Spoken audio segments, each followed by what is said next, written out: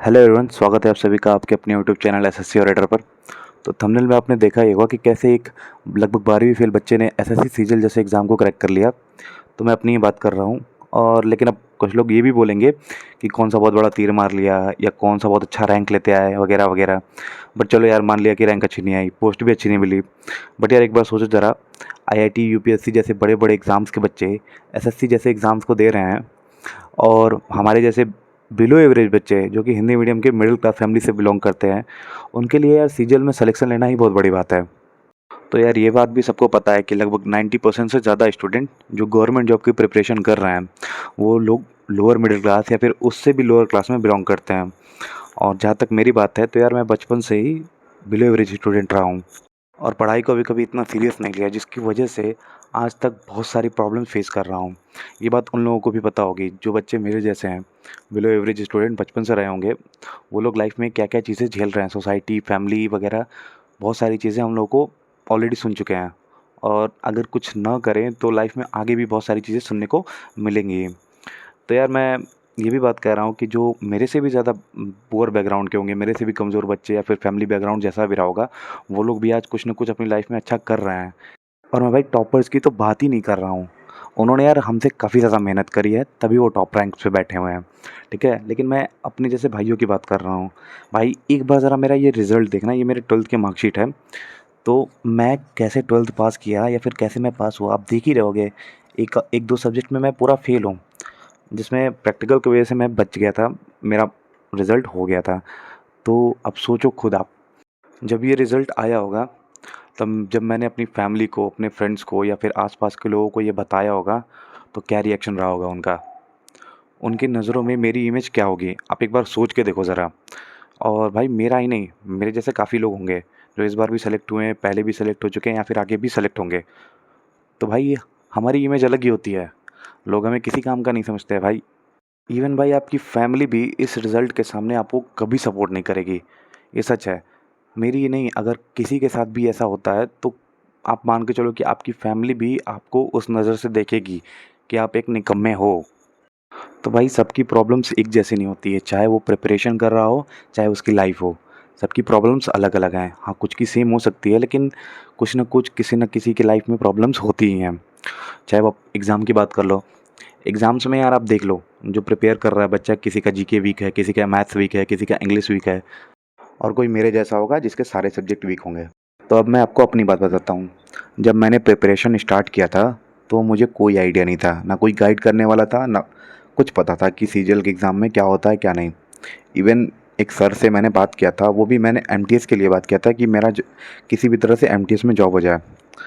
तो उन्होंने मुझे यही बताया कि यार एमटीएस के लिए तैयारी करना कोई बड़ी बात नहीं है। जब आप एमटीएस का सिलेबस करोगे, तो एमटीएस के क्वेश्चंस का लेवल और सीजीएल के क्वेश्चंस के लेवल में बहुत ज़्यादा डिफरेंस नहीं है। तो आप सीजीएल की तैयारी करो और आपका हो जाएगा, अगर आपने ढंग से मेहनत करी तो। तो भाई मैंने उनकी बात सुनी और मैंने प्रिपरेशंस करना स्टार्ट किया। तो मेरा तो ऐसे ही सारा ही सब्जेक्ट गुल था, ना मुझे मैथ्स आती थी, ना इंग्लिश अच्छा था, ना ही जीके अच्छी थी, ना ही कोई सब्जेक्ट। रीजनिंग तो मान लो चलो चल जाता है काम। तो भाई सारे सब्जेक्ट्स में मेरी प्रॉब्लम थी। इवन मैं हिंदी मीडियम का स्टूडेंट था, तो मुझे इंग्लिश में तो बहुत ज़्यादा दिक्कत थी। तो पढ़ना तो स्टार्ट कर दिया था मैंने, लेकिन सबसे बड़ी गलती मैंने तब की कि मुझे यार कभी सिलेबस ही समझ में नहीं आता था कि यार पढ़ना कैसे, कैसे चीज़ों को करना है, कौन-कौन से सब्जेक्ट को कितने टाइम में कवर करना है, कोई आइडिया नहीं था। इवन यूट्यूब वगैरह फिर बहुत सारी वीडियोज़ देखी, क्लासेस देखी, कुछ नहीं समझ में आता था कि कॉन्सेप्ट को कैसे कैसे तैयार करना है, कैसे रिविज़न्स करना है, कोई आइडिया नहीं था। लेकिन भाई एक चीज़ समझ में आ गई कि पढ़ोगे तो कुछ तो समझ में आएगा, धीरे-धीरे इम्प्रूवमेंट होगी। तो मैंने फिर उसके बाद क्या किया कि एक शेड्यूल बनाया। शेड्यूल से मैंने पढ़ाई की, कितना टाइम किस सब्जेक्ट को देना है, कौन से सब्जेक्ट को किस तरह से डील करना है, ये सारी चीज़ें मैंने खुद से करी। और टीचर्स ने भी काफ़ी हेल्प करा। मतलब मैंने किसी टीचर से बार-बार बातें तो नहीं की, बट जो यूट्यूब वगैरह पे सजेशंस, कुछ टीचर हैं ऐसे जो अच्छे सजेशंस देते हैं, उनकी मैंने वीडियोज़ देखी, उन्होंने काफ़ी अच्छी चीज़ें, बातें बताई। और फिर मैंने उन सारी चीज़ों को फॉलो करा और फिर प्रिपरेशन आगे करी। तो भाई प्रिपेयर करते-करते मैंने 6 महीने में ठीक-ठाक प्रिपेयर कर लिया था। फिर सीजीएल 2022 का एग्ज़ाम था, तो मैंने सीजीएल 2022 का प्री दिया, तो मेरे 138 मार्क्स आ गए। तो मैं प्री क्वालीफाई हो गया। फिर मैंने मेंस दिया। मेंस में क्या हुआ कि उतनी अच्छी प्रिपरेशन नहीं थी, लेकिन फिर भी मेरे नॉर्मलाइज़ मार्क्स 288 के आसपास हो गए थे। लेकिन भाई कट ऑफ तो 285 थी, लेकिन फिर भी मेरा सिलेक्शन नहीं हुआ। उसका सबसे बड़ा रीज़न था कि मैंने एक चीज़ को बहुत अंडर एस्टिमेट कर लिया था, वो था कंप्यूटर। कंप्यूटर का भाई मैंने सोचा था कि नॉर्मली क्वेश्चंस पूछे जाएंगे, शॉर्टकट की वगैरह बस। लेकिन भाई पेपर अच्छा आने लगा कंप्यूटर का, और मैं कंप्यूटर में फ़ेल हुआ, इवन टाइपिंग में भी फ़ेल हो गया। क्योंकि मुझे लगता था यार चलो 35 की स्पीड लेके जाएंगे, जो CHSL में चाहिए होता है, तो CGL में तो 27 है, कर लेंगे आराम से।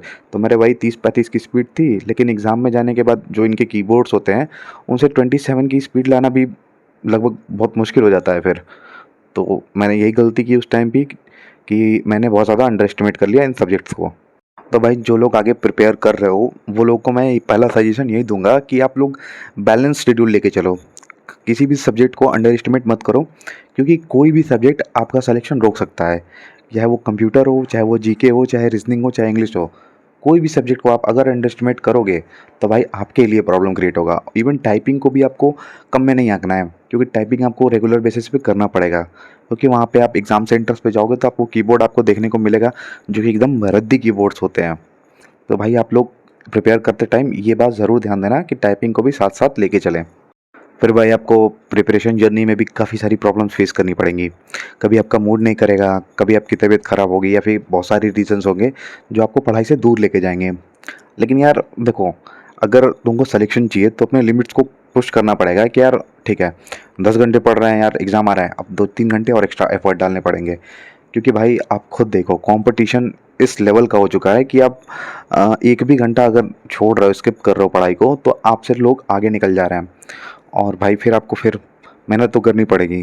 तो और एक सेट करो गोल कि मुझे ये इतना करना है आज के दिन में, तो मैं इतना करके रहूँगा। जब आप सोने जाओगे तो एक मन में सेटिस्फेक्शन रहेगा कि चलो आज जो जो मैंने शेड्यूल में डाला था वो सारी चीज़ें मैंने कर ली हैं। हाँ, बाई चांस कभी कभी छूट जाती हैं चीज़ें, मेरे साथ भी होती थी, तो आप उसको बाद में कवर अप कर लेना। और ठीक है, और माइंडसेट भाई आपका दिमाग हमेशा गएगा कि यार होगा कि नहीं होगा, कैसे मैं करूँगा। लेकिन यार देखो, पॉजिटिव सोचना ही सबसे बड़ा की है इसके लिए। जितना आप पॉजिटिव रहोगे, उतना आपका माइंडसेट अच्छा होता जाएगा, और एग्ज़ाम में आप अच्छा परफॉर्म करके आओगे। क्योंकि यार ऐसा कुछ बहुत हाई लेवल के क्वेश्चंस वगैरह नहीं आते। तो मैं आपसे यही कहूँगा कि पूरे एग्ज़ाम प्रिपरेशन टाइम आप पॉजिटिव थिंकिंग ही रखो, माइंडसेट अच्छा रखो बस। और आप लोगों ने ये बात ज़रूर सुनी होगी कि यार कुछ भी अगर लाइफ में करना हो, या फिर एग्ज़ाम क्रैक करना हो, कोई भी चीज़ करना हो, तो उसका एक मोटिव होना बहुत ज़रूरी है। यार हम प्रिपरेशन में बार बार एक चीज़ आपको सोचनी पड़ेगी कि यार क्यों प्रिपेयर कर रहे हैं, क्यों जॉब चाहिए।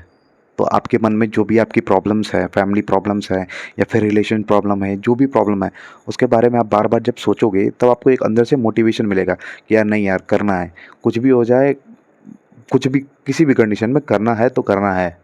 और भाई मेरे प्रिपरेशन करने में भी मेरा बहुत बड़ा मोटिव था। आपको मैंने जैसे पहले दिखाया अपने 12th के मार्कशीट, तो मेरे जैसे बच्चे के लिए लाइफ में कुछ कर पाना मुझे बहुत मुश्किल लगता था। तो जब मेरी लाइफ में मोटिव आया, तब मैंने प्रिपरेशन स्टार्ट करी, और फिर मैंने एग्जीक्यूट किया अपने प्लान्स को जो भी मैंने बनाए थे। तो भाई अगर मैं कर सकता हूँ ना, तो एक बात जान जाओ, आप भी कर सकते हो। ठीक है, यहाँ पे कोई भी गधा कमज़ोर बच्चा नहीं होता है। वो आपकी मेहनत पर डिपेंड करेगा कि आपने कितनी मेहनत करी है।